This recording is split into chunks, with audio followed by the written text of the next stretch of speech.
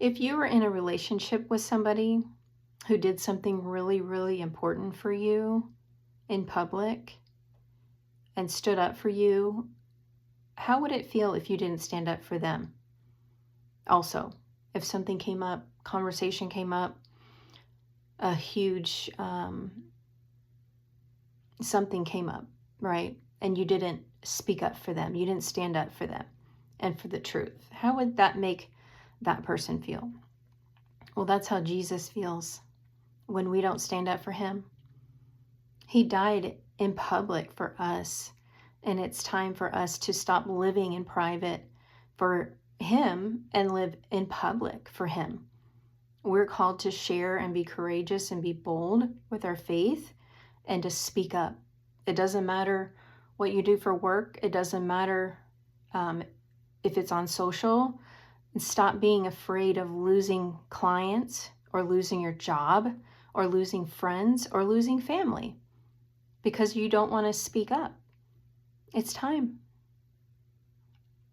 I'm going to go ahead and read some verses that the Lord has been prompting me to talk about this for days now. And so I'm just going to be obedient and I'm going to do it.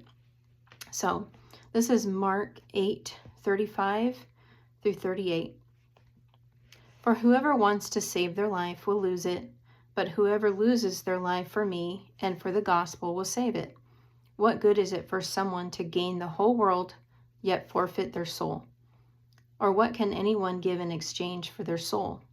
If anyone is ashamed of me and my words in this adulterous and sinful generation, the Son of Man will be ashamed of them when he comes in his Father's glory with the holy angels.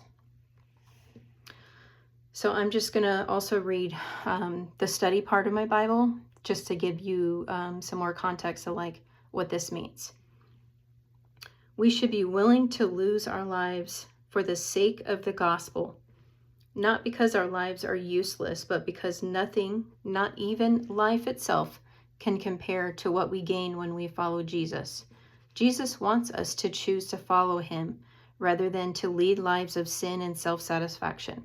He wants us to stop trying to control our own destinies and let him direct us.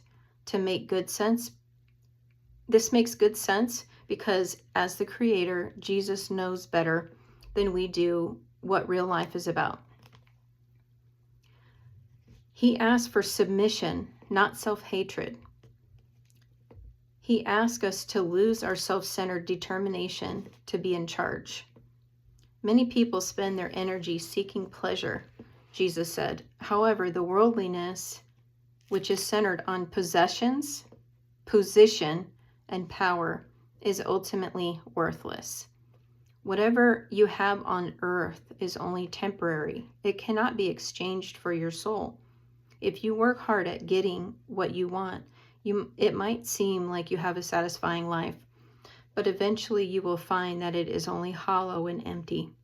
Are you willing to make the pursuit of God more important than the pursuit of pleasure or for pleasure's sake, including money? Follow Jesus, and you will know what it means to live abundantly now and ultimately have eternal life. Here he has presented a choice. We can reject Jesus now and then be rejected by him at his second coming. Or we can accept him now and be accepted by him then.